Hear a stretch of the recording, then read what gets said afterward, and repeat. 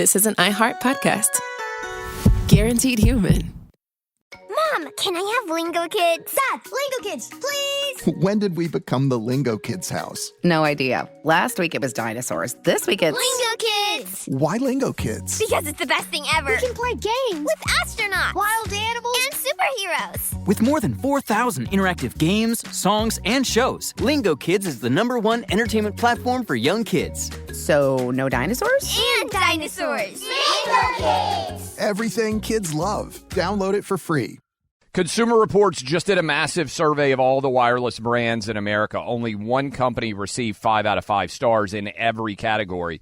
Pure Talk, coverage, 5 stars. Support, 5 stars. Value, 5 stars. Data, 5 stars. No service contract, no cancellation fees, just phenomenal U.S. customer service on the 5G network that powers America. Go to puretalk.com/buck today. Again, that's puretalk.com/buck to switch to Pure Talk, a wireless company that actually lives up to your expectations. When the day is over, your bed shouldn't make things harder. Cariloha bed sheets are crafted from organic bamboo to deliver naturally breathable, moisture-wicking, and irresistibly soft comfort, helping you stay cooler and comfier throughout the night. It's comfort that's gentle on skin and designed for better rest.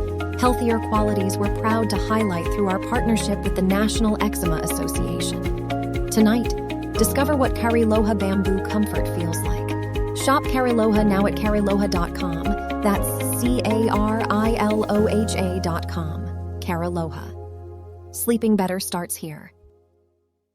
The Joel Osteen Daily Podcast. God's plans for you are for good. Be inspired. Get ready. God is about to exceed your expectations. Joel Osteen Daily Podcast. You are coming out of that dry place into more than enough. Daily encouragement right when you need it. There are opportunities in your future bigger than you can imagine. Listen to the Joel Osteen Daily Podcast on the iHeartRadio app, Apple Podcasts, or wherever you get your favorite podcasts. Welcome, everybody, to the Thursday edition of the Clay, Travis, and Buck Sexton Show. Good to be back with all of you. That I will say. Good to be back with you. I missed you all. And I did get to enjoy listening in as Clay enjoyed the Fauci-thon that occurred yesterday. I, on the instruction of counsel, I am invoking my Fifth Amendment right. You will notice I am not wearing a mask as I do this. It's very sad! ! So Fauci yesterday skewered for all to see because Clay, you know, there's invoking the Fifth as I know you were discussing yesterday. When everyone can understand why you would do it. Well, you already have a pardon for everything in the past. Why can't you just speak honestly about these things? And it's because all of Fauci's past history now exposed via these missives that he wrote himself, these love letters that he wrote on a government server, which can I also just say, Clay, so dumb. Yes. That is the other part of this that I know you were hitting on yesterday, a lot of all things Fauci. The fact that he thought, I'm just going to write about how handsome I am and how much Julia Roberts just had a twinkle in her eye when I was telling her about mitigation measures. This guy, truly delusional. And now I have to say, the mockery that any person can see as a result of all this, this is what is needed, because they were going to hold out on all of this and say, oh, but the science is still with Fauci. You know, Clay, the defense in recent years had been, it was a fog of war situation. There's no fog of war when you're writing about how you're the most famous person in the world while you're telling everybody if they hug grandma, you're going to kill her. Yeah. You know what I mean? There's no fog of war defense there. The whole process, I do think we've talked a lot about how history is going to handle COVID. I think Fauci on some level is starting to realize, oh, wait, I'm going to be the bad guy of this story. You know, like you always have that question. Do the villains of history totally understand that they'll be the villains of history? Because one of the great, sort of cliches of history is that the winners write history. So we don't really know. I mean, there's probably a lot of good guys that end up losing. Bad guys write them, they're cast differently. I mean, Shakespeare is a great example of this in the way that his history plays defined what we think oftentimes about English kings, Scottish kings, all these different things. But really, when you look at this, I felt like there was a little bit of a realization behind Fauci's stony, indignant, constant recitation 111 times of his Fifth Amendment. I felt like Buck, part of him was starting to recognize, oh, wait a minute, I'm going to be the bad guy. And he's 85 years old. And let's say he lives 15 more years. You and I, hopefully, and many of our listeners are going to live long enough for the history of COVID to start to be written. And I think the idea that Anthony Fauci's diary indicated was that he believed he was going to be the hero. I think he's starting to recognize, wait, I'm going to be the villain. And this is not going to be some story of incredible success that I was the father of. Instead, I'm going to be the guy who got paddleboarders arrested on the ocean that people can't believe is real in the decades to come. Isn't it in Batman, The Dark Knight Rises, when he says, die a hero or live long enough to see yourself the villain? Yeah. Fauci is seeing himself the villain, and I really think that the only way that this could have broken through as it did yesterday in that hearing was the fact that you cannot explain. They can argue the science all day. They can argue whose decision everything was and everything else. You know, Clay, if you're the 4-star general during a war and, you know, you're like having an affair with a subordinate and you're writing things about how, you know, you want to be on CNN and it's apparent that you're not showing up for like funerals of your soldiers. There's no excuse for that.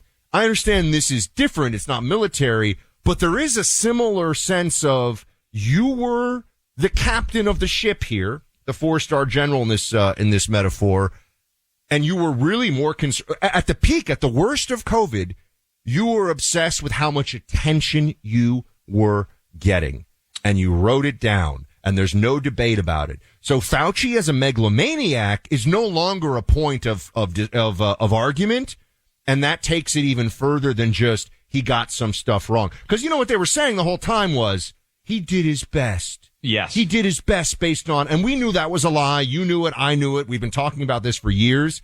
But this actually was the Achilles heel for him. Oh, no, he really was obsessed with himself, and no one can argue that anymore. 100%. I also think the other thing that the diary reflects, Buck, is he can't claim he wasn't the decider. All of life comes down to, you have experienced it no matter what you do. Buck, you had to talk about what the rules are of a condo board. Anybody out there that's tried to get something built, and you've had to go through that process, the question of who's the decider is ultimately the thing that matters most, right? There's any big company has 168 vice presidents of something that really can't do much, and ultimately it lands on the CEO's desk. Remember, Harry Truman had the great memorable, the buck stops here, and on the other side, I think it said, I'm from Missouri or something like that. The president is the ultimate decider. In this situation, I think with Fauci's diary, what you see is he was actually the ultimate decider. And all the people out there that are concerned about democracy and everything else, so many people that are elected decided that a random employee inside of our government who was taxpayer funded would decide multi-trillion-dollar outcomes when it came to state level elections and to national decisions. Fauci was the decider. He bragged about New York and California shutting down because of his private conversations. Here's another thing if you want a positive, Buck. Fauci did allow Ron DeSantis to become the most successful governor of the COVID era. And I sent out a tweet about this, and I kind of talked, we had him on yesterday, but Buck, you are a great example of this. I'm in Florida right now doing the show.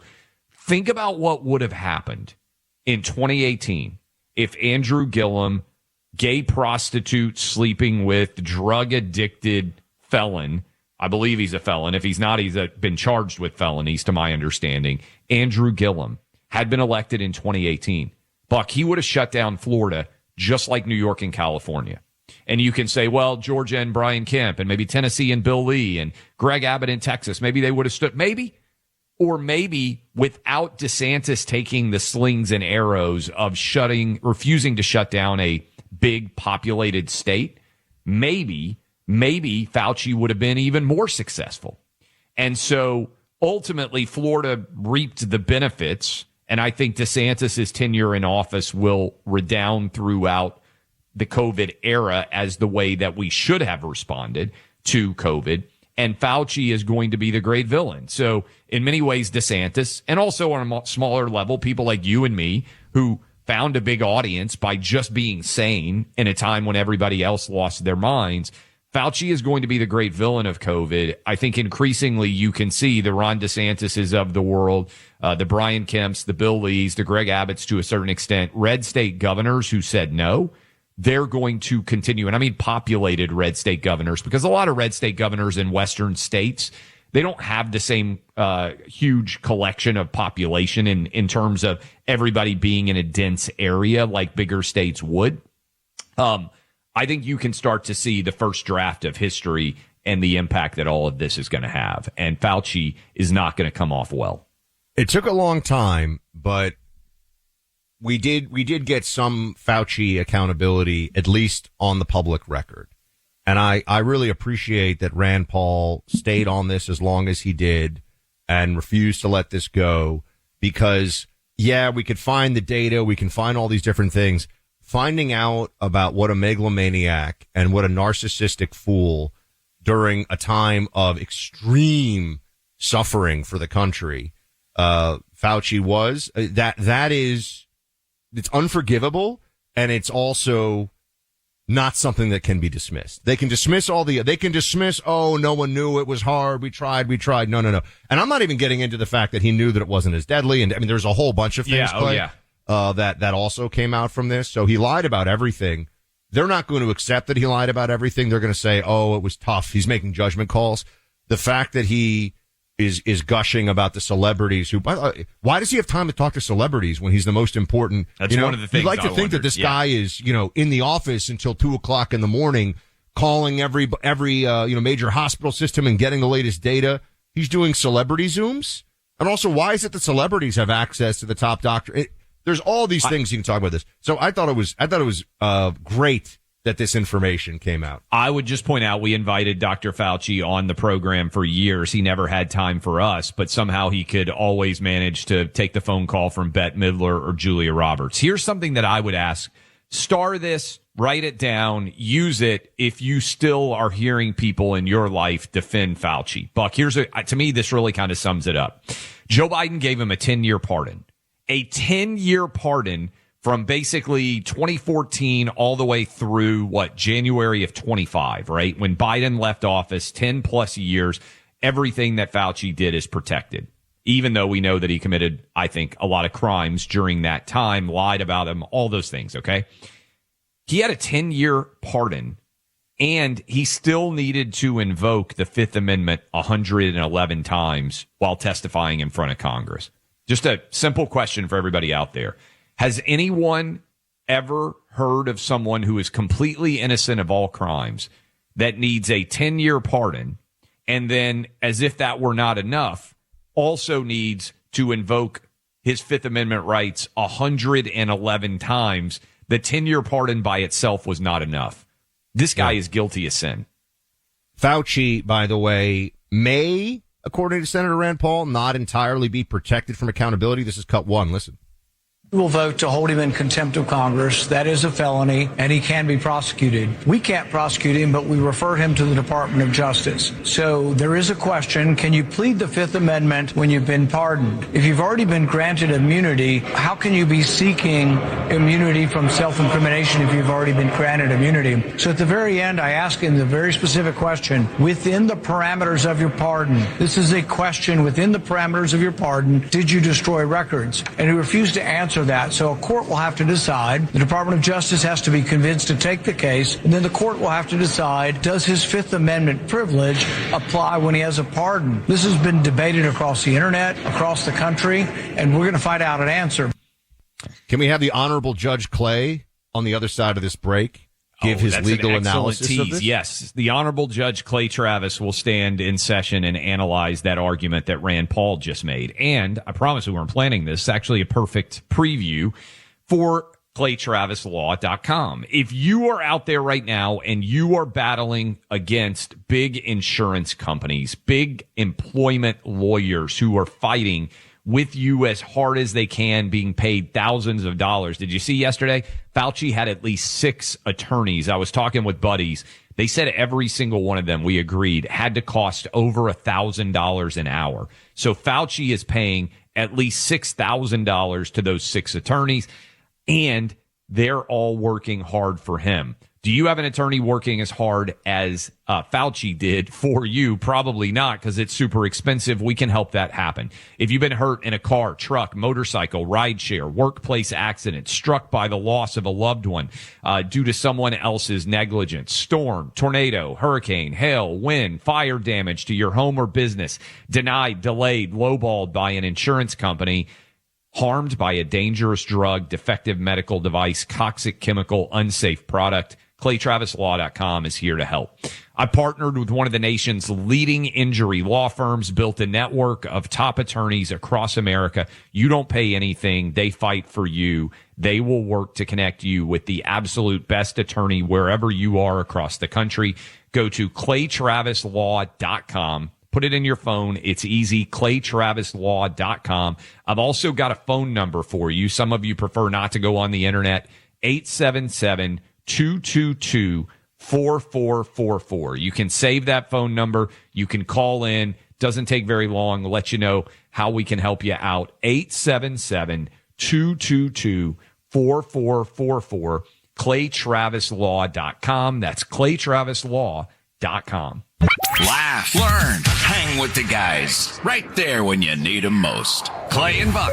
Just preset them on the iHeart app. Hi, Ryan Reynolds here for Mint Mobile. Are you looking for a beach read this summer? May I suggest your big wireless bill? It's got suspense, mystery, a slightly flat, emotional arc, and a shocking twist where you realize you've been overpaying the entire time. Fortunately, though, Mint's story is better. Every plan, $15 a month. Even unlimited. That's it. Happy ending. 0 tears. Give it a try at mintmobile.com/switch. Upfront payment of $45 for 3 months, $90 for 6 months, or $180 for 12-month plan required. $15 per month equivalent. Taxes and fees extra. Initial plan term only. Greater than 50 gigabytes may slow when network is busy. See terms. Mom, can I have Lingo Kids? Dad, Lingo Kids, please! When did we become the Lingo Kids house? No idea. Last week it was dinosaurs. This week it's... Lingo Kids! Why Lingo Kids? Because it's the best thing ever. We can play games with astronauts, wild animals, and superheroes. With more than 4,000 interactive games, songs, and shows, Lingo Kids is the #1 entertainment platform for young kids. So, no dinosaurs? And dinosaurs! Lingo Kids! Everything kids love. Download it for free. The headlines, they move on, but the heartache and the terror, they do not. Iran and its terrorist proxies are continuing to target Israel. Hezbollah continues its attacks in the north, forcing families to live under constant threat. But Israel is not only defending her people, she is standing on the front lines against terror that threatens us all. Even when the news crews leave, the International Fellowship of Christians and Jews, they remain. Every day, they are on the ground, providing life-saving aid. Now, near Israel's border with Lebanon, a Hezbollah drone recently struck the home of Yelena. Widowed earlier this year and living alone, she was trapped inside by the blast. Thankfully, she was not injured, but she remained displaced. It's hard these days, she says, but I don't want to leave. Well, as Christians, we are called to stand with God's people and pray for those defending Israel and protecting the freedoms we hold dear. I want you to join the International Fellowship of Christians and Jews in praying for the peace of Jerusalem and for the soldiers, families, and civilians carrying the burden of this fight right now. Visit prayifcj.org. That's prayifcj.org. Consumer Reports, the website and magazine that reviews companies and their services, just did a massive survey of all the wireless brands in America. Only one company received 5 out of 5 stars in every category. That honor goes to Pure Talk. No surprise here. Coverage, a perfect 5 stars. Customer support, 5 stars again. Value, another 5 stars. Data, 5 stars. There's no reason to still overpay big wireless when you can get superior service from Pure Talk. Need one more reason? Right now, Pure Talk is matching donations dollar for dollar until they hit $250,000 for America's Warrior Partnership, who is on the front lines of supporting our veterans. So what are you waiting for? Go to puretalk.com/buck to switch to the only wireless company awarded 5 stars in every category by Consumer Reports, Pure Talk. No service contract, no cancellation fees, just phenomenal U.S. customer service on the 5G network that powers America.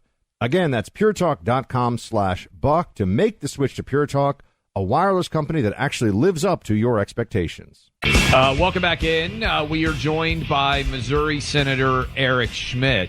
We got a lot we can get into you with Senator Schmitt, but I know you're a big sports fan. I don't know how much attention you have paid. Buck and I were just talking about Sophie Cunningham coming out and saying men shouldn't be in women's sports. I know she plays in Indiana, but she was and is, I think, one of the best women's basketball players ever from the state of Missouri. So I know a lot of your constituents are big fans of hers. Did you see that a WNBA owner, minority owner, but not the head owner, but one of the owners sitting courtside, ripped 2 teenage girls, cursed them out for showing up and supporting Sophie Cunningham's stance on men and women's sports? What's your reaction to that? It's very bizarre. Yeah. And Sophie Cunningham, the pride of Mizzou, right? She's the all-time leading scorer in women's basketball there. But, and it's reached new levels of fame recently, but I don't understand it. You'd think a sports league would want to be growing their audience. And they have a very marketable person, in Sophie Cunningham, and they just can't get out of their own way on stuff like this. I don't get it. The WNBA, it feels like a league that could have a bigger audience if they just got out of their own way. And when you have a co-owner of a team, I mean, this isn't just some drunk person at the game. I mean, this is the co-owner of the team, felt so compelled to yell at these young girls who showed up to the game. It's just very strange. It's absolutely bonkers. Okay, we got a bunch of stuff we can get into with you. I know there is an ongoing negotiation surrounding the College Sports Act. You have co-sponsored this along with Senator Ted Cruz and Senator Cantwell. You've been going back and forth with the SEC and the Big Ten. What's the absolute latest on this bill? Have you gotten a response from the SEC and the Big Ten yet?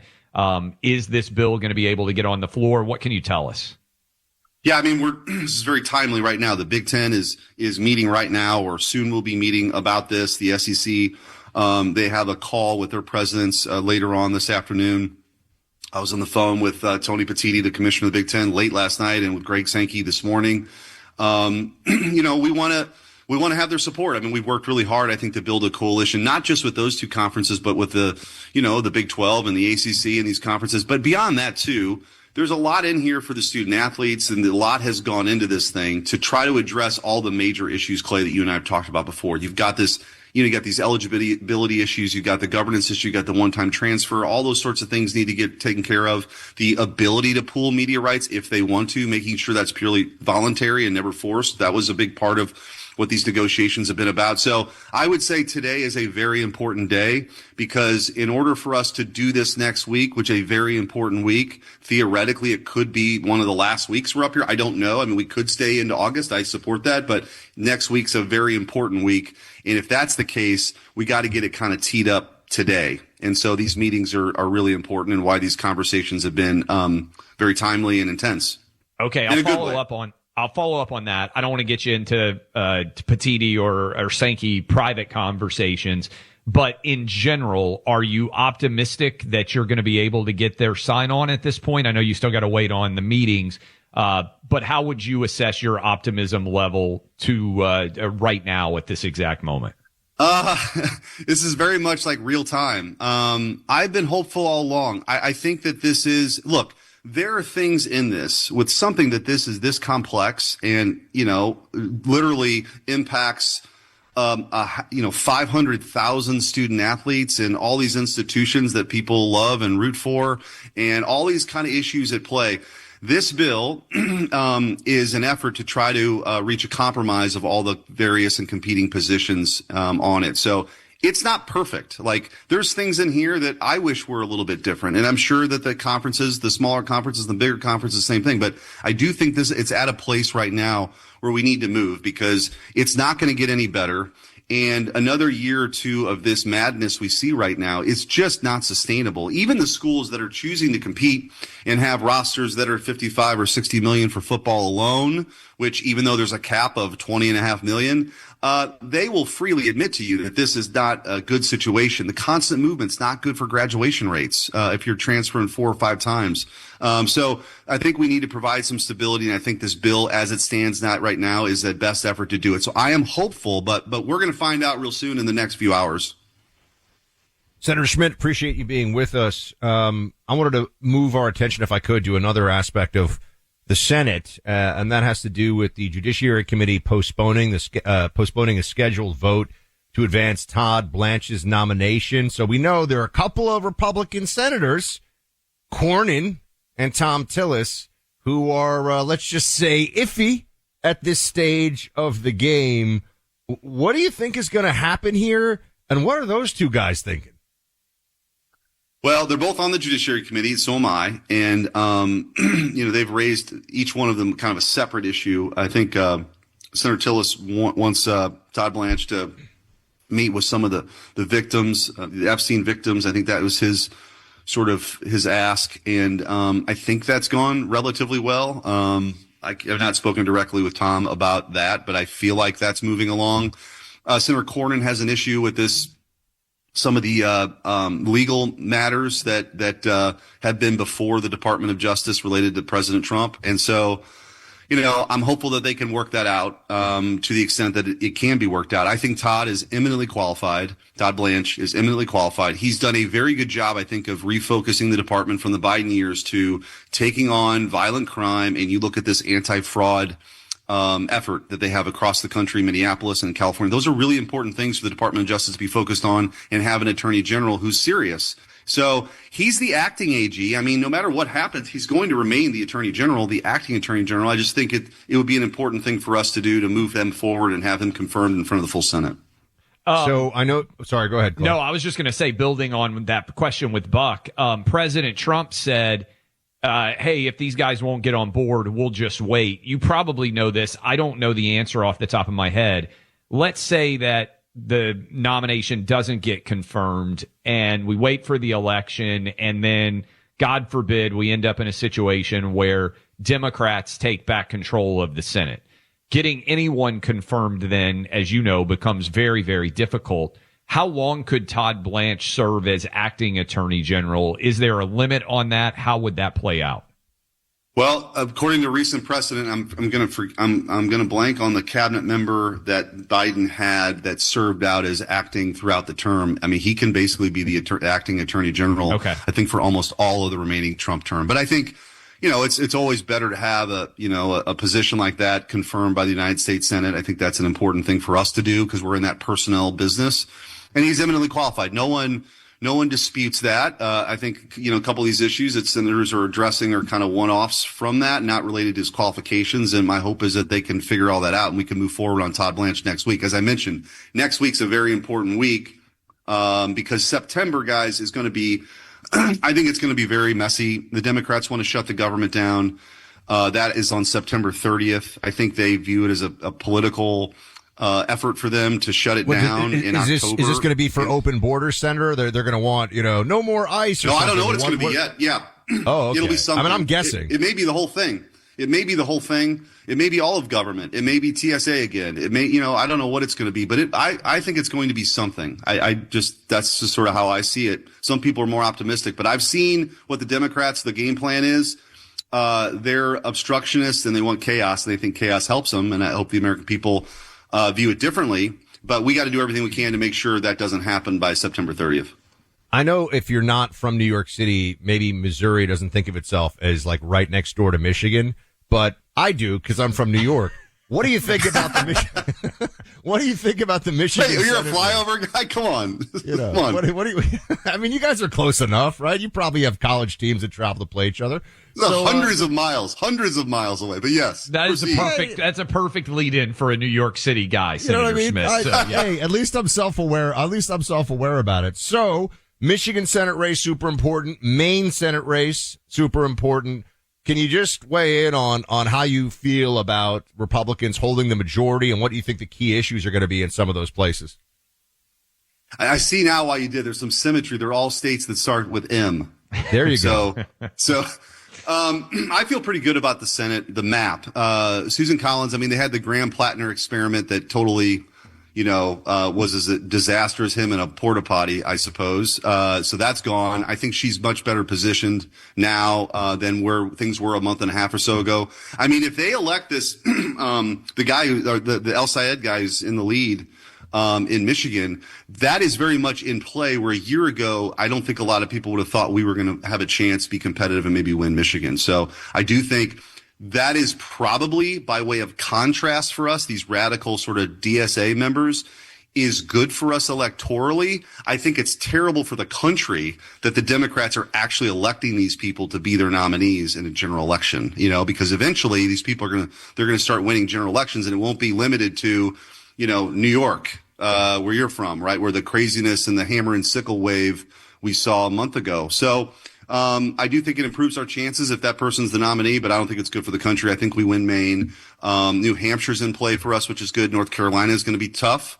And Michigan could be in play as well. Ohio, I think we're going to be fine in Ohio. Sherrod Brown is kind of a retread career politician, and John Husted should be okay there. I know that you, as Attorney General of Missouri, helped to hold Fauci and the Biden administration more accountable than almost any attorney general did in the country. I'm curious what you thought of Fauci taking Fifth Amendment 111 times during that hearing yesterday, how you would assess any legality of pursuing Fauci might look going forward in the wake of that, and just as a general context. I know it's been 6 years. Buck and I are still furious. Almost everybody out there listening to us right now is still furious over what left-wingers Fauci led did to us during that time. How would you assess where we are right now, what your thoughts were on that hearing, and where we might go going forward? I'm with you guys. I think for me, when I was Attorney General at that time, it was it opened up my eyes to what the left was capable of if they had a little bit of power or just an excuse like that. Bulldozing sand, into these skate parks, police tape around playgrounds, forcing the masking of 5-year-olds in school. It's why we sued the school districts. It's why we sued the Biden administration over the shot and all those sorts of things. I think we should never forget what that looked like and what that actually was. And Fauci was the crown prince of all, but with his candles and his bobbleheads, right?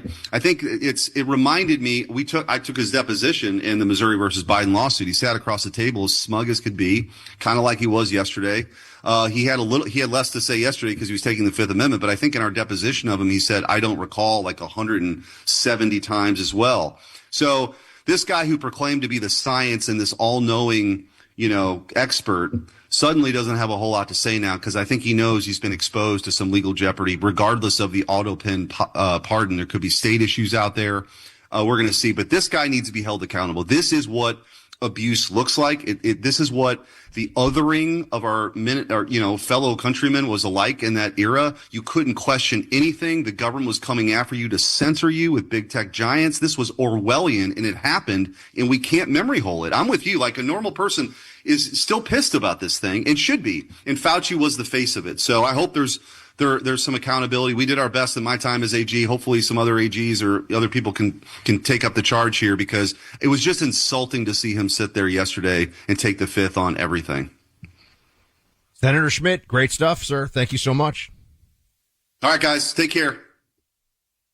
The one part of your home where maintenance cannot be deferred is your roof, because when that roof is leaking and you got problems, when your roof needs repair, you're on a clock. You need an honest inspection and a plan to fix that problem. Getting in touch with Erie Home should be your first move.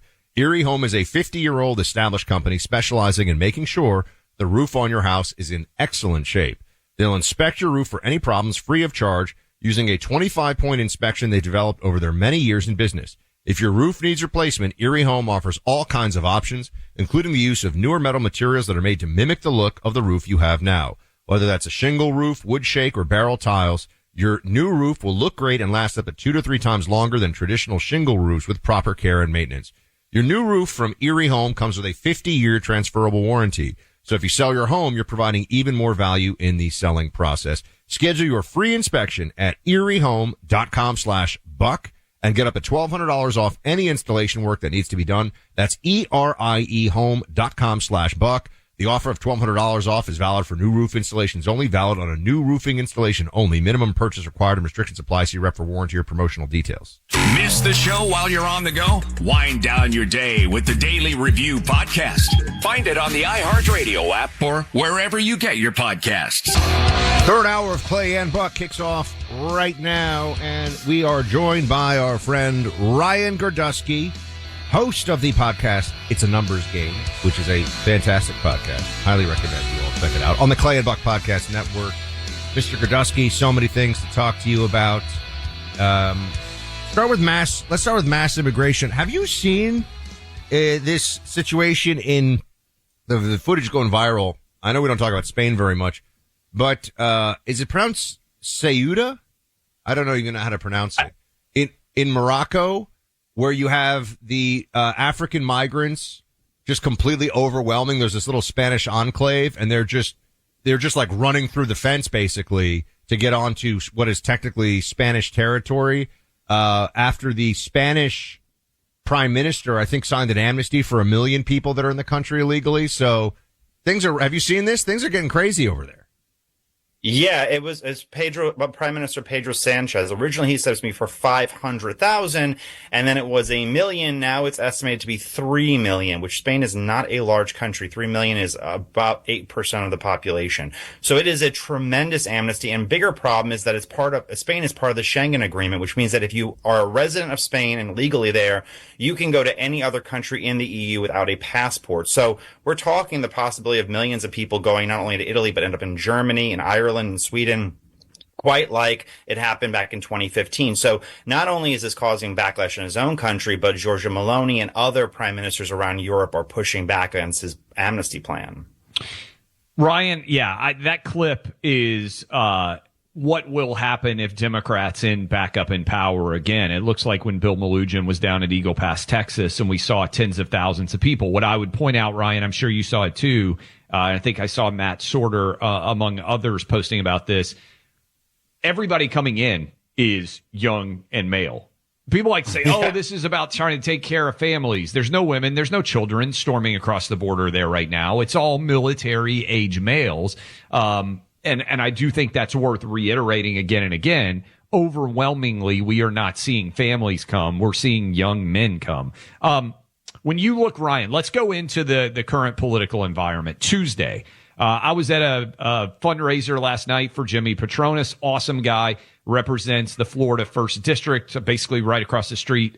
He was having a fundraiser, doing great work. One of the guys there is working on the Michigan Senate campaign. My wife is from Michigan. This is one that we've talked about a lot on this program. We have followed it closely. They had their final debate. Tuesday is the primary. We will be talking about it a great deal. Abdul El Sayed is pulling away from Haley Stevens and appears to be a substantial favorite going into the primary on Tuesday. Do you buy, if El Sayed wins, that Mike Rogers, who is going to be the Republican nominee, has a very good chance to win? How does that change your calculus? We'll dive into some other parts of the Senate maybe a bit later in the conversation here, but tell me about Michigan with the primary Tuesday. Yeah, Haley Stevens' fake accent with a stick it to him is not really getting what people thought that would. Here's the problem with Haley Stevens. It's not just polling. Early voting data is showing that white, college-educated, and Muslim populations in the state are voting at much higher percentages than her bases, which is predominantly black areas in the Detroit area. Detroit's black areas have had substantially lower turnout, so are the rural areas. And the bigger problem with Michigan, with Democrats, period, is that the white working class people who would normally back a Haley Stevens are all Republicans now. Mike Rogers is probably polling close to even against Abdul Sayed. He's a very extreme candidate. He's campaigning with the podcaster Hassan Piker, who said that Americans deserve 9/11. However, it is a bad year for Republicans. It is a year in a state that is 50-50, well, voted a little more for Trump than for Kamala. It is looking like a D+7, D+8 year. The generic ballot is leaving the train and is really sticking to Democrats. So in an environment like that, even bad candidates can win. Even Francesca Hong, who is, nuts beyond belief over in Wisconsin, she could probably win in an environment like this. It's looking more and more like a wave for Democrat kind of year. So, Ryan, what are some of the variables between now and Election Day that you feel like are going to be the primary determinants about whether Republicans hold the House and Republicans hold the Senate? What are some of the primary levers that, depending on which way they go, we're going to either be celebrating or having a rough one? Well, we talked several months ago at this point about the Iran war and oil prices and food prices. And we all said, if it goes down by the end of summer, by midsummer, Republicans will be fine. And when it started dipping during the negotiations, Republican numbers did substantially improve. Republicans are doing better than Trump's doing, and Trump's in close to George W. Bush territory as far as polling goes. However, we're at the end of summer now. Well, kids are going back to school in the South like next week, and oil prices are back up, and Democrats' numbers are starting to surge. At the end of the day, it comes down to food prices, oil prices, and if the Iran war is wrapped up or not. I mean, it's really just that is the margin in a lot of states where it's going to matter. A lot of people defy political gravity, people like Susan Collins and others, Brian Fitzpatrick, a congressman in Pennsylvania. If you're looking at a D+7, D+8 year, it's going to be almost impossible for any of these people who defy gravity, who win in Democrat states and districts to hold on. Okay, so let's pretend that it's going to be hard. Let's just say acknowledge Michigan, New Hampshire, Georgia, which are probably, Ryan, you can disagree with me if you would point to any other place, probably the only three states where Republicans could say, hey, we have a chance of taking a Democrat seat. That's where Democrats hold it right now. If none of those happen, right, we hope they do, but if none of those were to happen, then you flip back to, okay, what about Texas? What about Iowa? What about, you start to run through a bunch of these other Alaska battleground states, Ohio. How confident are you that Republicans can get to at least 50? That would mean lose 3. You can afford to lose 3 and still have the tie break. 4, you lose control of the Senate. What's going to happen there? How do you feel about Republican held seats? Well, the first you have Collins, who's defied gravity. I should have mentioned Maine too. Yeah, no, it's okay. She's the one who's in a Democrat seat. She's very endangered, but she is extremely popular among independents and some Democratic women. She's in a tough battle this year, though. North Carolina is the other really, important one. Former Governor Roy Cooper is beating Michael Whatley, the Republican-backed candidate, by 9 points in the latest Fox News poll. The good thing Republicans, after those two states, which is one's a Democrat, one's a swing state, you get to states where Trump won all by double digits. So the ability to win past those two states becomes harder and harder and harder for Democrats. That's the one key thing. When you mention Texas, if you look at where people are reserving cash reserves for ads, almost no, I think 700,000 went for Democrats in Texas and none went for Republicans in Texas. There's multiple reasons for this. I have a little information. Republicans in the Senate allegedly wanted John Cornyn to be the nominee. They did not want Ken Paxton to be the nominee. And they basically told the Trump's team in the White House or in the political side saying, if he's the nominee, he's all your problem. We're not taking it. But the other problem is that Texas is 20 media markets. It's the biggest media market in the entire country. So to invest in Texas requires more money than any other states. And it's a hard lift for Democrats. That's why they would rather invest in Iowa, in Ohio, in Alaska and other places than invest in Texas. It's just really expensive. As far as Iowa, Ohio, and Alaska goes, Ohio's a tough state, but John Huste's a fairly unknown lieutenant governor relatively to Sherrod Brown, who's the Democrat nominee, former senator. Iowa looks like it's turning more and more towards Republicans' favor. Alaska, the Democrat Mary Patola, former congressman who lost, she has an immense burn rate. She's raising a lot of money, but she's blowing through it very, very early. So I feel decently okay about Alaska, given how much money she's blowing early on. Ohio is the one that I would probably be looking at. But in that case, it would probably look like a 51-49 map for Republicans. Worst case scenario. Anything, Ryan, that you're looking at in terms of Democrats sort of shifting focus right now to reposition themselves based on the latest, or where are they going in heaviest and hardest, thinking they actually have a real shot at a pickup? Well, I mean, Democrats are kind of playing it more safe than usual. The one thing that they're doing is very interesting is the Democratic nominees have dropped out of the Nebraska and Idaho Senate race. And what is happening is two independents who are saying, we don't know who we're going to caucus with. They're likely going to caucus with Democrats. They are the official nominees, and they're trying to run candidates in red states who don't have the stink of the Democratic brand on them to make these races competitive. I mean, over in Idaho, Senator Risch is an older man. He's over 80 years old. He's running for his, I think, fourth term in the Senate. And, there's a lot of questions over whether he should be running at this age. His poll numbers have tightened substantially in some polls, but who knows? It is Idaho. It is a very, very red state. That's their game plan, though, is to run these independent candidates in these very red states, hoping they can narrow it as long as there's no Democrat on the ballot. So we'll see if it plays out well. So, Ryan, you might have noticed from, one, we're friends and we just talk randomly, but also from my X account and some recent discussions on the show, I am paying attention to the fact that, and I'm ready to tell people right now, please do not email me and say, don't complain about the weather. The weather hasn't gotten 100% worse for the airlines in the last 2 years, but 3-hour-plus delays have. And this is something we have told would be addressed and would get better. We were all mocking Buttigieg for being MIA and things being rough. We were told they were going to be fixed. They have not been fixed, even a little bit. And it's a big, annoying pain in the butt for millions of people who fly, especially if you fly on a regular basis. I had a super irritating flight story recently. I've heard a lot of other people. You had one that you wanted to share, but can you all, at the end of it, can you also tell us, I think it's fair to say that the Trump administration should focus and do more on this, but go ahead. I had to fly from New Orleans to Harrisburg. Not an easy flight with one connecting thing. I landed in Detroit, 4-hour delay. The woman taking the tickets at the 4th hour gives this long rambling speech on the microphone and says, I'm sorry, y'all. I don't even know where I am right now. I'm so tired. Pray for me as I pray for you. Something you do not want to hear before you get on a plane. Get to Harrisburg. I had to fly the next day. I ended up driving across 3 different states to find a plane with a direct flight because my other flight was canceled.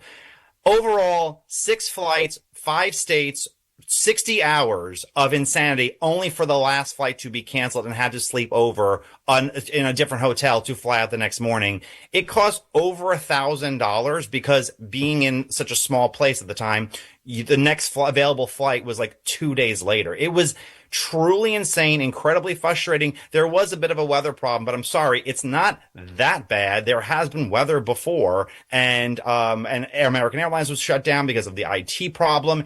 But the fact that you have to wait in the airport for 4 hours sometimes only to find out, hey, your flight's canceled, is infuriating. Just tell me ahead of time so I can make plans. But there's just lack of communication and understaffing that is insane in the airlines right now, because airlines are banks who own planes. They're not actually. Yes, they're credit card they're credit card companies with planes. This is true.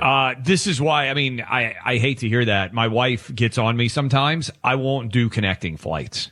I will at this point, because travel has gotten so frustrating. If you can't, I'm in Nashville, but I will drive to an airport to do a connecting flight, because it feels like if you're relying on 2 flights to try to get you anywhere, it's basically a fool's errand at this point in time to even attempt. If I can't go there direct, I ain't going. And I feel like many of you out there feel that way too, as well. Because at least if you're stuck in a city where you're trying to go to, or a city that you live in, you can go back. If you're stuck in midpoint, you're totally handcuffed by everything.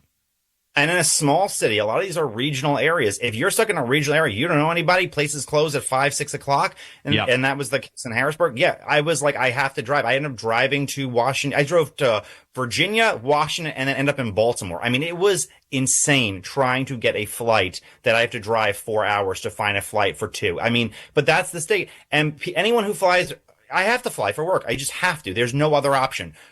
To put people in that kind of position on a regular basis, it makes the quality of life just horrible for everybody. Let's get to the 30,000 or the 50,000 foot view.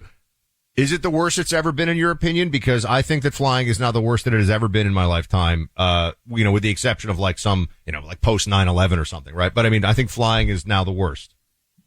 Yeah, I 2 years ago, I used to fly 2, 3, 4 years ago, 60 times a year. I would fly. I flew all the time. It is way significantly worse, and it is hours delays and cancellations, and no one communicates and everything with you. The communication part is what frustrates me the most. I'm sorry, you didn't just find out that your flight's canceled 15 minutes before after waiting 4 hours. What upsets me too is some people like to sort of be the great defenders of the airlines all the time, as if I don't know that, yeah, of course, you can't fly in a thunderstorm. Like, I'm not talking about that. There are a lot of games, schedule padding, chronic understaffing as a cost-cutting measure, overselling of seats, and all these things. These are choices the airlines make at the expense of passengers. And people say, well, this is what the market will decide. Taxpayers have bailed out the airlines twice in the last 25 years, okay? They wouldn't even exist without the taxpayer, and they're heavily regulated by the federal government as it is, so I feel like they're not allowed to just punish people, or they shouldn't be allowed to just punish people all the time. But that's where I am. I don't know. I'm trying to get a movement going here, Ryan. I'm trying to find somebody who cares who's in charge.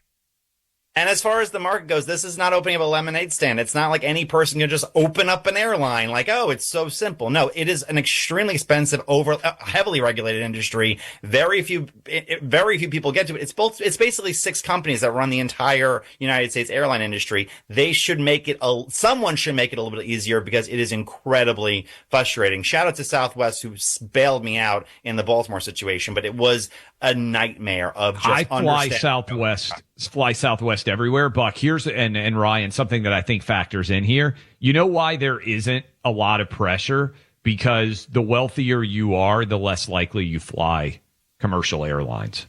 So oftentimes it's wealthy people with major connections who get major connections to the political universe. They get so frustrated over something that they hold political pressure. If you're super wealthy, you don't fly commercial. You're hopping on your private jet. The peasants like us are just allowed to suffer out there, Ryan. It stinks. But Congress does fly commercial. That's the crazy thing. Congressmen almost always fly commercial and oftentimes fly economy, which is why I don't understand they don't do anything about this. Well, they do sometimes. There's also a lot of private jet travel for politicians as well that sometimes gets expensed through campaigns. Remember Bernie on his oligarch tour? He flew private jet, of course, as all anti-oligarchs do. All right, Ryan, we're having too much fun with you. We're about to run into this commercial break, so we have to bounce. Go check out Ryan's amazing podcast. Everyone who listens loves it. It's a numbers game on the Clay and Buck Network. Clay, what have you got for us? Tunnel to Towers. Thank you, Ryan. Tunnel to Towers Foundation expanding its commitment to the families of America's heroes with the May and George Siller Scholarship Program. Named in honor of Stephen and Frank Siller's parents, program reflects the values of faith, service, education that shaped the Siller family. The scholarship supports eligible children pursuing undergraduate degrees, accredited trade schools, certification programs, whether full or part-time, covered expenses, tuition, fees, books, supplies, campus housing, scholarship available to children from families served through Tunnel to Towers Gold Star, fallen first responder, and smart home programs. May and George believed education creates opportunity, builds character, helps young people move forward with purpose. Through this program, Tunnel to Towers, ensuring that every hero's child has the support they need to pursue their education, realize full potential, carry forward the values to help shape the families. To learn more, go to T2T.org and consider donating $11 a month like Buck and I both have done, or donating car or land. That's T2T.org. One more time, T2T.org. Level up your brain. Mental mugging with Clay and Buck. Mom, can I have Lingo Kids? Dad, Lingo Kids, please! When did we become the Lingo Kids house? No idea. Last week it was dinosaurs. This week it's... Lingo Kids! Why Lingo Kids? Because it's the best thing ever. We can play games with astronauts, wild animals, and superheroes. With more than 4,000 interactive games, songs, and shows, Lingo Kids is the #1 entertainment platform for young kids. So, no dinosaurs? And dinosaurs! Lingo Kids! Everything kids love. Download it for free. The headlines, they move on, but the heartache and the terror, they do not. Iran and its terrorist proxies are continuing to target Israel. Hezbollah continues its attacks in the north, forcing families to live under constant threat. But Israel is not only defending her people, she is standing on the front lines against terror that threatens us all. Even when the news crews leave the International Fellowship of Christians and Jews, they remain. Every day, they are on the ground providing life-saving aid. Now, near Israel's border with Lebanon, a Hezbollah drone recently struck the home of Yelena. Widowed earlier this year and living alone, she was trapped inside by the blast. Thankfully, she was not injured, but she remained displaced. It's hard these days, she says, but I don't want to leave. Well, as Christians, we are called to stand with God's people and pray for those defending Israel and protecting the freedoms we hold dear. I want you to join the International Fellowship of Christians and Jews in praying for the peace of Jerusalem and for the soldiers, families, and civilians carrying the burden of this fight right now. Visit prayifcj.org. That's prayifcj.org. You don't have to overpay for big wireless, not when Pure Talk provides the same service for a fraction of the cost. And now, for the first time ever, Pure Talk is offering any plan at just $15 a month for your first 3 months. There's never been a better time to switch to Pure Talk and try it for yourself. It's fast, it's reliable, you're going to love it. Again, any Pure Talk plan, including their unlimited data plans, even their top-tier $65 plan, just $15 a month for your first 3 months. That's savings of up to $150. But I'd switch today because this offer is extremely short-lived. Switch to Pure Talk and enjoy your first 3 months of talk, text, and data for just $15 a month. Go to puretalk.com/buck to make the switch to Pure Talk. Again, puretalk.com/buck to start saving. What God started in my life, He's going to finish. The Joel Osteen Daily Podcast. Surely goodness and mercy will follow me all the days of my life. What was meant for my harm, Lord, I want to thank you right now. You're turning to my advantage. Your daily source of hope and encouragement. Your second wind is on its way. God is about to breathe on your life in a new way. Listen to the Joel Osteen Daily Podcast on the iHeartRadio app, Apple Podcasts, and wherever you get your favorite podcasts. Welcome back in, Clay and Buck. We are rolling through. I guess this is the third hour. I jumped in there a little bit early, I think, Buck. That's okay. I feel like we got another couple of hours to go here. You know, sometimes Malone passes the basketball to Stockton. Sometimes Stockton passes it to Malone. We just go. I understand you got an angry email from a listener about your son's potential status in the WNBA. It was a DM, and I did have to remind the fellow that I did not, in fact, claim that my 1-year-old could play in the WNBA. How old is your son? I have 3. One is 18. I don't right. think I mean the one that, 15. Please, I know the boys. I'm specifically singling out my 15-year-old. Pretty good athlete. He would. Who said I had a cool haircut? Because he's my favorite that's right now. He's the one who said you had a cool haircut. That's right. There we go. He will turn 16 in September.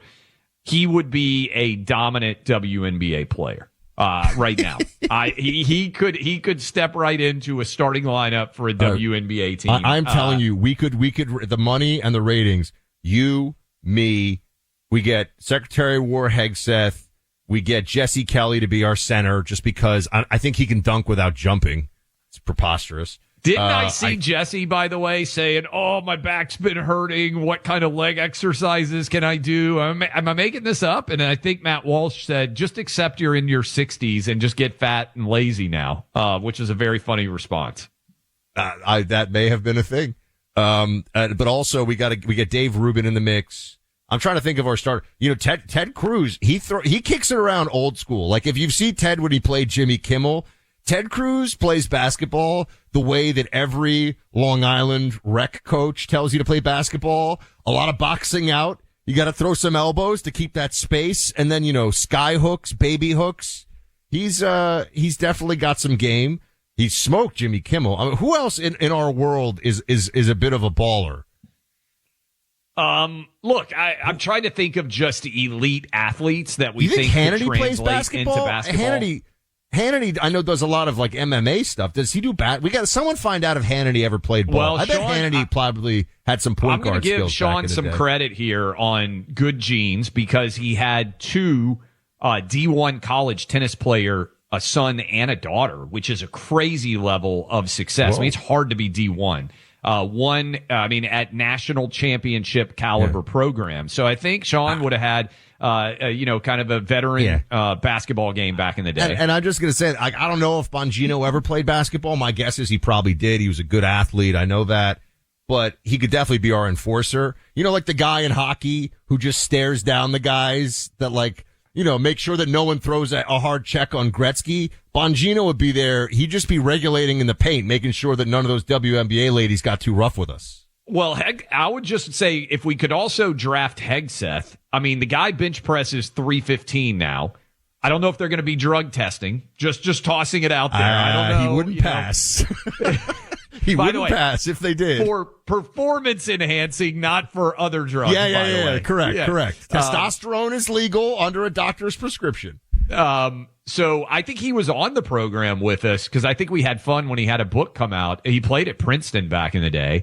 And I believe he said that he would take Angel Reese, head to head, one-on-one. So I think Hegseth could be a 2010 guy for us. Like, I think he could be like a linchpin on the team. We set screens. I think he's a right-wing media franchise player. I will tell you, I haven't played with him because my knees hurt. But Dave Rubin's got some game. He would be solid. He's like a good 2-guard, you know, he's got the shooting guard skills. So we can get him in the mix. Getting to play with the smaller Ben Shapiro, basketball. coach. We bring Ben in to do some strategy. You know, he'd be good with the board and strategizing. I don't think b-ball is going to be his thing necessarily, but I think strategy, he'd be excellent. That is really fun. I did Ben's show today. I should have asked him if he thought he could to lead us to victory. I will say, building on this, we were talking about the WNBA, the Seattle situation. Buck, the dumbest thing that I have ever seen a sports league do on social media. Last night, I'm getting ready for bed, and as one does, I'm on my phone, scrolling, checking to see what the news is. How are we bombing Iran? What's the latest on that? Let me do some prep for the show. And I see a video of Angel Reese and Paige Buckers. I think that's how you pronounce her name. I'm not great. To be fair, Buckers, that's right? And we got producer Greg, who's a big UConn. Paige Beckers. I always get that wrong. I don't know why you have the U in there. It's an unnecessary vowel. So she is on this video with Angel Reese. Buck, the WNBA posted the two of them betting $400 on a basketball game. The two sides are competing. To put this into context, any NFL player who bets on their team is automatically suspended now for 2 years without pay. The WNBA posted a video of them betting and then came out while we were on the air and said, according to Front Office Sports, that the video of them betting on their game was, quote, intended to be lighthearted. We recognize that the post missed the mark and removed it shortly after it was published and addressed the matter internally. So if you're an NFL player, you miss 2 years if you bet on your team. You do not get played. You lose your contract. If you are a WNBA player and they post you on video betting for the game outcome, two players, they just say, hey, it was supposed to be lighthearted and we're going to address it internally. By the way, I totally, and I think anyone would understand why betting against your team is fraud and wrong and unethical. If you're on the team, right? That's why it's your team. I totally understand that. I'm a little fuzzier on why betting your team is going to win when you're on a team is I guess it's just they want to keep it clean and not have people betting, and they think betting is a mess. Kind of yucky. But the biggest takeaway is, Buck, like, when you don't bet, right? So Pete Rose back in the day would bet on his team to win. Right. But when you're not betting on your team to win, you're also default sending the message from people who are involved in the betting landscape. Oh, this guy doesn't like the matchup at all going forward. So when you bet on your team, I guess if you're, to your point, if you bet on your team every game to win, then it would be less of an issue, right? Other than if you're on an awful team, you could end up hundreds of thousands or millions of dollars in debt, which might eventually lead to you betting against your team to try to get back in the good graces. I think I do think blanket prohibitions, unless you're an individual boxer or something like that, maybe on an individual athlete basis. But again, telling other people, this has been a huge investigation. I can't believe the WNBA was dumb enough to post this, and I can't believe their explanation is, it's a joke. Just supposed to be lighthearted. Yeah, it's a There's joke. Nothing to That's see what here. they're saying. We were just kidding. That's what they're saying. We're just kidding. Yes. Think about, this opens up a lot of territory. You know what I mean? You could be like, hey, officer, was I really going 120 miles an hour? This $300 that I'm handing you says I wasn't. Just kidding. Right? It's like, does that work? All the cops to be lighthearted. Right. All the Hey. cops listening are like, don't try the lighthearted defense when you try to slip me cash, buddy. You're going to prison. Like, you know what I'm saying? Just I was kidding just joking about the bribe. Yeah. That's a tough one. I think that's a tough one too. I think I'm just kidding about the bribe. If they refuse the bribe, I don't think you're going to get very far. What is with it? that Is one. it the Nelly song where he's like, "So you going to do it? Just kidding." Or like, there's a line where he's like, do you want to do that? Just kidding. Unless you do, in which case I'm all about it. Right? Like, there's a great line in there. You're more the Nelly. You're more the Nelly expert on this show than I am. I can't say. You saw a Nelly performance recently. I did.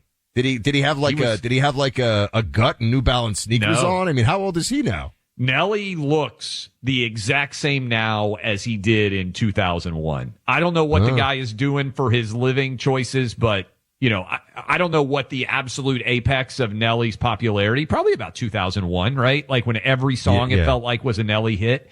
He looks and sounds the exact same. My wife and I, we were up the night before the White House Correspondents' Dinner. He was performing at the executive branch for some of our friends at 1789 Capitol. They had gotten him scheduled. We went. We were having an awesome time. And my wife said, "My God, I mean, like this is just like being back in 2001. Like this, like he looks and feels like as if nothing has changed at all."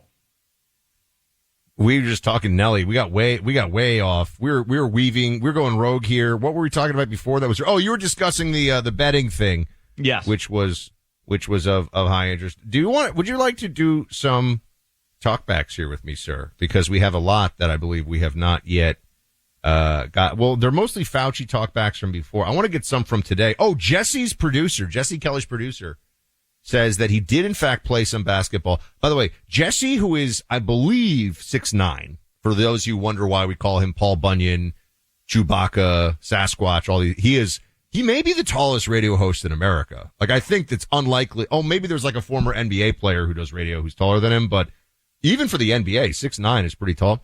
I'm sure that he was recruited by the high school. The high school basketball coach probably saw him bump his head on the ceiling going into the cafeteria and was like, "Hey, buddy, you're playing basketball this year." This is all very funny. Do we have a talk back on that? Is that what you were setting up, or for Jesse's producer? Because the team, to their credit, has done a immediate deep dive into Nelly's lyrics. Producer Allie, can you come up? You, I think, have nailed it. That I was referring to the great hit "Hot in Here." Do you have the lyrics that I was trying to hit? I don't know if I have the lyrics, but AI said that was in reference to "I'm Just Kidding" like Jason, which is a playful reference to the NBA player Jason Kidd. Yes, but yes, I will find out that lyric. Do we want to do talkbacks? You want me to do a read? We'll do all the talkbacks when we come back. Maybe the read and then go into talkbacks. I like the read, and then I really want to dive into these talkbacks and let them breathe a little. You know what I mean? Put them in the decanter, let the aromas waft a bit. Find the undertones of vanilla and crisp apple in our. Yeah, you get what I'm saying. We will. Great talkbacks when we return. Let me tell you something. How many of you out there right now are juggling a bunch of different credit cards? Every month you send in the minimum payment, balance barely moves. You got so much interest. Interest is in fact eating you alive. Doesn't have to be that way. Trust me on this. Go to Perfect 10 Mortgage and you may be able to use the equity you've already built in your home, Pay off all those high interest credit cards and personal loans. Roll everything into one easy monthly payment. One payment, one due date, a whole lot less stress. Perfect 10 Mortgage shares your values. They'll shoot you straight, and you can apply in about 10 minutes. That's why it's Perfect 10 Mortgage. You give them 10 minutes, and in 10 days or less, they can be closing a brand new mortgage with you. Hundreds of you have already gone into the website, have already started the process of getting a brand new mortgage through Perfect 10 Mortgage. These guys do amazing work. They can take care of you. Give them 10 minutes and let them help put your financial house in order. Perfect10mortgage.com. You can go ahead and go there right now. Perfect10mortgage.com. Go check it out. It doesn't cost you anything. Give them 10 minutes and they can hopefully help get peace of mind back into your life. Perfect 10 Mortgage, perfect10mortgage.com. Perfect 10 Mortgage is a DBA or network funding LP, NMLS 2297, equal housing lender. All borrowers must qualify. Advertisement, not a promise to make a loan. That's perfect10mortgage.com. Perfect10mortgage.com. Go today. Miss the show while you're on the go? Wind down your day with the Daily Review podcast. Find it on the iHeartRadio app or wherever you get your podcasts. Mom, can I have Lingo Kids? Dad, Lingo Kids, please! When did we become the Lingo Kids house? No idea. Last week it was dinosaurs. This week it's... Lingo Kids! Why Lingo Kids? Because it's the best thing ever. We can play games with astronauts, wild animals, and superheroes. With more than 4,000 interactive games, songs, and shows, Lingo Kids is the #1 entertainment platform for young kids. So, no dinosaurs? And dinosaurs! Lingo Kids! Everything kids love. Download it for free.